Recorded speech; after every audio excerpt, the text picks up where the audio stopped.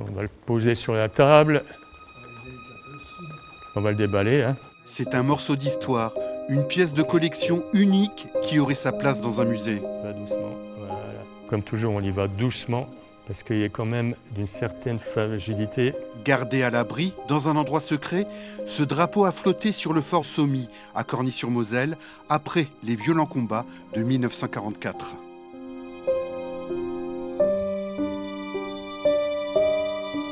Il reste très fragile, on voit qu'il a quand même souffert, hein, il a 80 ans, le drapeau, donc voilà.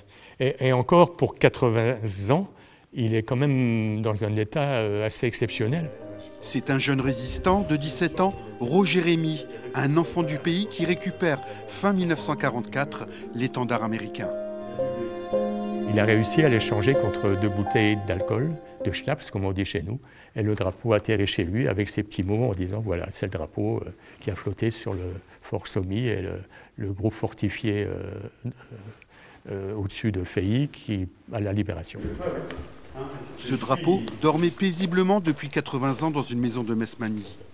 L'année dernière, un anonyme contacte l'association pour faire part de cette trouvaille. Le drapeau et d'autres pièces historiques sont à débarrasser dans le cadre d'une succession. Un ensemble d'objets qui confirment, selon l'association, l'authenticité de l'étendard américain. Ici, il y a le sigle, le blason du 20e corps hein, américain. Donc le 20e corps, c'est celui qui a libéré ici, avec la signature d'un officier américain. Et puis là, c'est un autre certificat qui est aussi signé, qui est marqué US Army, et qui est signé par un major de l'infanterie américaine. C'est vraiment collector, et on est sûr que le drapeau, grâce à ces pièces majeures, que le drapeau est vraiment authentique. L'association nous invite au mémorial de Dorno-Corny.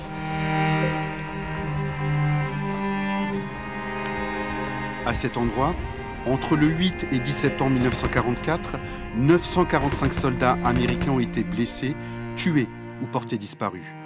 C'est ce qu'on a appelé l'Oma Beach-Lorrain. Ce drapeau est une relique en fait, de la fin de cette histoire. C'est l'aboutissement en fait, de cette bataille, quelques mois après.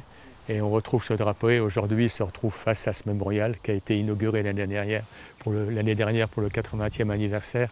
Oui, c'est toujours des moments extrêmement émouvants. Ça a l'air d'être bon, ça a l'air d'être bon, ça a l'air d'être bon.